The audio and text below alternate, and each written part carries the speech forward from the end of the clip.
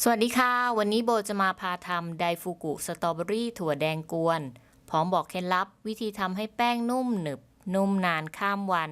สูตรนี้อร่อยเป๊ะอร่อยไม่แพ้ซื้อร้านเลยค่ะทำตามง่ายๆไม่ยุ่งยากสอนให้ละเอียดทุกขั้นตอนเลยค่ะจะเอาไปทำกินเองที่บ้านหรือว่าจะทำขายเป็นอาชีพก็ได้นะคะสูตรนี้รับรองว่าอร่อยขายดีลูกค้าติดใจแน่นอนค่ะ ถ้าพร้อมแล้วเดี๋ยวเรามาดูวิธีการทำกันเลยนะคะ อันดับแรกเรามาเตรียมน้ำเชื่อมกันก่อนเลยค่ะ ให้เราตั้งหม้อใส่น้ำตาลทรายขาวลงไป 270 กรัม ตามด้วยน้ำเปล่าอีก 270 กรัมค่ะ เสร็จแล้วให้เราจุดไฟตั้งไฟกลาง ต้มไปจนกระทั่งน้ำตาลละลายดีค่ะ พอน้ำตาลละลายดีแล้วเราก็ดับไฟได้เลยนะคะ เมื่อเราเตรียมน้ำเชื่อมเสร็จเรียบร้อยแล้วเราก็มาผสมแป้งกันได้เลยค่ะโบจะใช้เป็นแป้งข้าวเหนียวตาอมรินทร์ทิพย์จากครัววังทิพย์เป็นแป้งคุณภาพที่ผลิตด้วยวิธีการโม่น้ำค่ะเป็นวิธีผลิตแป้งแบบดั้งเดิมจะทำให้ได้แป้งที่เนื้อเนียนละเอียดแล้วก็นุ่มละมุนด้วยนะคะทำให้ขนมของเราเนี่ยมีรสชาติแล้วก็เนื้อสัมผัสที่ดีด้วยค่ะเราจะใช้แป้งข้าวเหนียวตาอมรินทร์ทิพย์ทั้งหมด390 กรัมค่ะ แล้วเราจะใช้แป้งข้าวโพดตาอมรินทร์ทิพย์อีก30 กรัมค่ะ แล้วสุดท้ายโบจะใช้เป็นแป้งมันสำปะหลังตากระต่ายบิน ตัวนี้การันตีคุณภาพโดยครัววังทิพย์นะคะ ใช้ทั้งหมด30 กรัมค่ะ ผสมแป้งทุกอย่างร่อนผ่านตะแกรงสัก1 รอบค่ะ เพื่อให้ได้แป้งที่เนียนละเอียด แล้วเราก็ใส่เกลือลงไปครึ่งช้อนชาค่ะตามด้วยน้ำเชื่อมที่เราต้มเตรียมไว้นะคะในส่วนของน้ำเชื่อมเนี่ยเพื่อนๆไม่ต้องพักให้เย็นก่อนนะคะเราจะใช้ทั้งที่ยังร้อนๆได้เลยค่ะวิธีนี้ก็จะช่วยทำให้แป้งเนี่ยมีความเหนียวนุ่มมากขึ้นด้วยค่ะพอผสมแป้งเข้ากันดีแล้วเราก็จะใส่นมจืดที่อุณหภูมิห้องค่ะใช้ทั้งหมด360 กรัมตัวนมจืดเนี่ยเราจะทยอยใส่แล้วก็ใช้ตะกร้อมือคนไปเรื่อยๆนะคะกวนให้ตัวแป้งเนี่ยมีความเหนียวนุ่มมากขึ้นด้วยค่ะเราจะค่อยๆทยอยใส่นมแล้วก็นวดแป้งไปเรื่อยๆนะคะวิธีนี้ก็จะช่วยทำให้ตัวแป้งเนี่ยมีความเหนียวนุ่มขึ้นด้วยค่ะ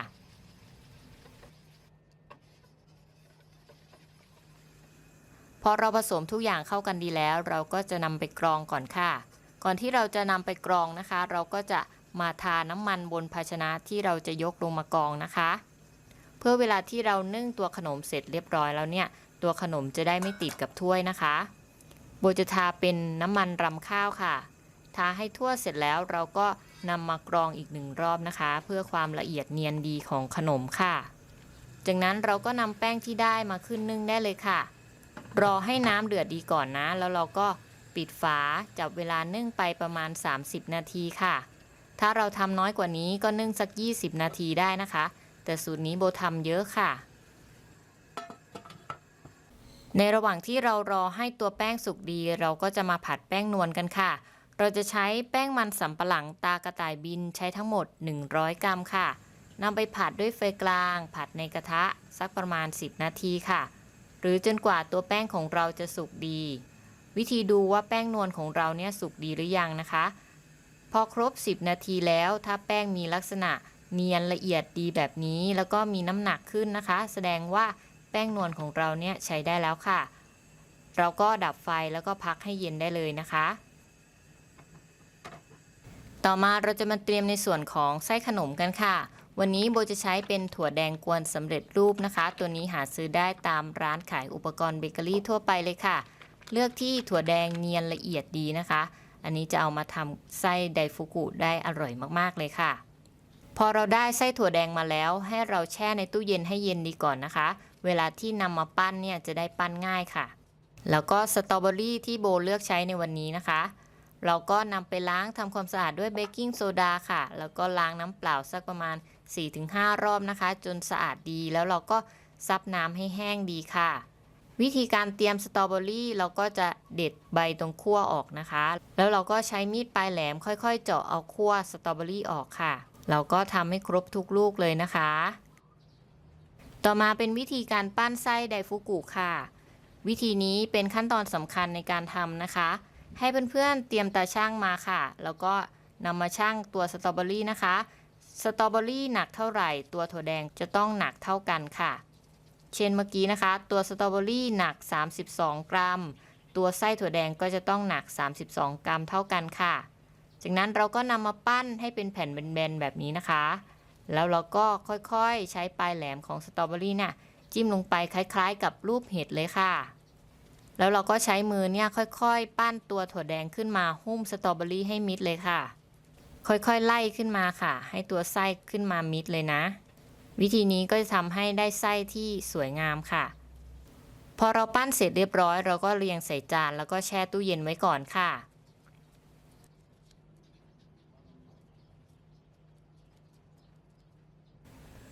ตอนนี้แป้งที่เรานึ่งไว้ก็ครบ30นาทีแล้วค่ะเราก็เปิดฝาแล้วก็เช็คสุกดูอีกทีนึงนะคะว่าแป้งของเราเนี่ยสุกดีหรือยังวิธีเช็คเราก็ใช้ไม้พายเนี่ยลองจิ้มลงไปดูค่ะถ้าเกิดไม่มีของเหลวไหลขึ้นมาแสดงว่าแป้งของเราสุกดีแล้ว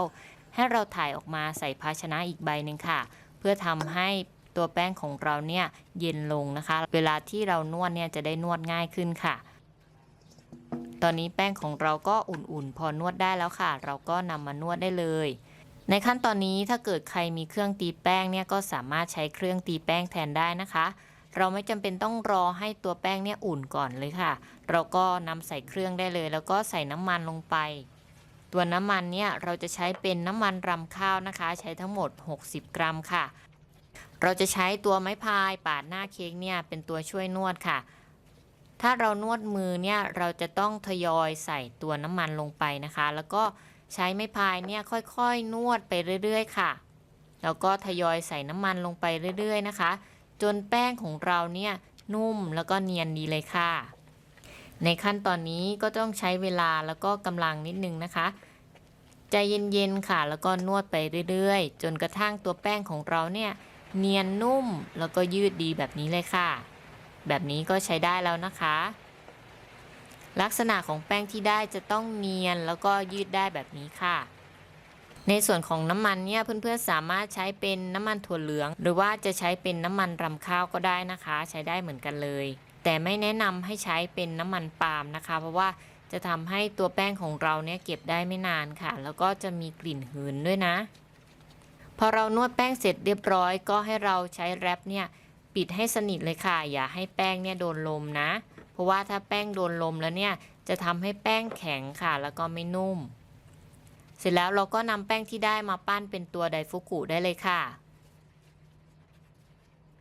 วิธีปั้นแป้งก็ไม่ยากเลยนะคะให้เราใช้ตาชั่งเหมือนเดิมค่ะ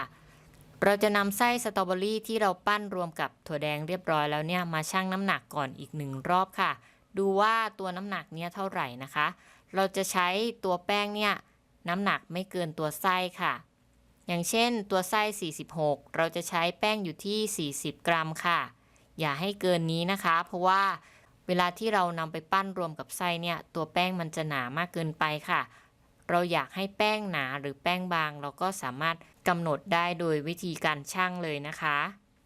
เสร็จแล้วเราก็ทำเหมือนเดิมค่ะคล้ายๆกับวิธีการปั้นไส้ถั่วแดงกับลูกสตรอเบอรี่เลยนะคะเราก็แผ่ให้เป็นแผ่นบางๆก่อนแล้วก็ค่อยๆใช้นิ้วโป้งเนี่ยหุ้มขึ้นมาค่ะหุ้มจนมิดไส้เลยนะแล้วก็ใช้มือจัดทรงให้เป็นลูกกลมๆสวยงามดีเลยค่ะ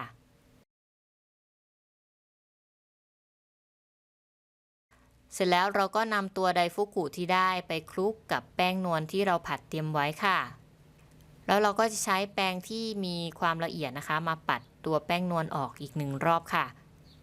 เพื่อทำให้ตัวไดฟุกุของเราเนี่ยเนียนดีนะคะเดี๋ยวเราจะมาผ่าให้ดูกันค่ะดูว่าเนื้อด้านในจะเป็นยังไงนะคะสูตรนี้เนี่ยแป้งเนี่ยนุ่มมากๆเลยค่ะ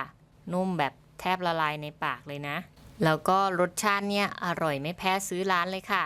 เวลาที่เรากัดเข้าไปก็จะได้ความเปรี้ยวของสตรอเบอรี่นะคะตัดกับความหวานของตัวถั่วแดงกวนค่ะแล้วก็ความนุ่มหนึบของตัวแป้งที่เรา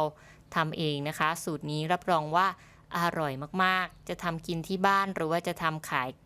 รับรองว่าลูกค้าติดใจแน่นอนค่ะสูตรนี้ สำหรับแป้งไดฟุกุสูตรนี้เราสามารถใช้ปั้นลูกไดฟุกุได้ประมาณ 35 ลูกค่ะ ขึ้นอยู่กับขนาดของสตรอเบอรี่ที่เราเลือกใช้ด้วยนะคะ แล้วก็ไส้ถั่วแดงกวนเนี่ยโบใช้ไปทั้งหมดประมาณ 700 กรัมค่ะ เมื่อเราปั้นเสร็จเรียบร้อยเราควรจะแพ็คตัวขนมทันที อย่าให้ขนมโดนลมนะคะ เพราะว่าจะทำให้ตัวแป้งเนี่ยแห้งแข็งได้ค่ะ ปั้นเสร็จแล้วเราควรจะทานทันทีค่ะ เพื่อให้ได้ความนุ่มอร่อยมากที่สุด หรือว่าถ้าทานไม่หมดเนี่ยก็ควรจะเก็บไว้ในตู้เย็นนะคะ สามารถเก็บไว้ได้ประมาณ 2 วันค่ะ แล้วถ้าเพื่อนๆคนไหนสนใจแป้งข้าวเหนียวตาอมรินทร์ทิพย์แป้งคุณภาพเติมเต็มความอร่อยการันตีโดยครัววังทิพย์ตัวนี้สามารถหาซื้อได้ง่ายตามร้านค้าใกล้บ้านค่ะ หรือว่าจะสั่งทางออนไลน์ Shopee Lazada แล้วก็ TikTok มีทุกช่องทางเลยค่ะ ถ้าใครชอบคลิปนี้ก็อย่าลืมกดไลค์ กดแชร์ กดติดตาม เพื่อเป็นกำลังใจให้ช่องครัวแม่โบด้วยนะคะ แล้วพบกันใหม่คลิปหน้าค่ะ สวัสดีค่ะ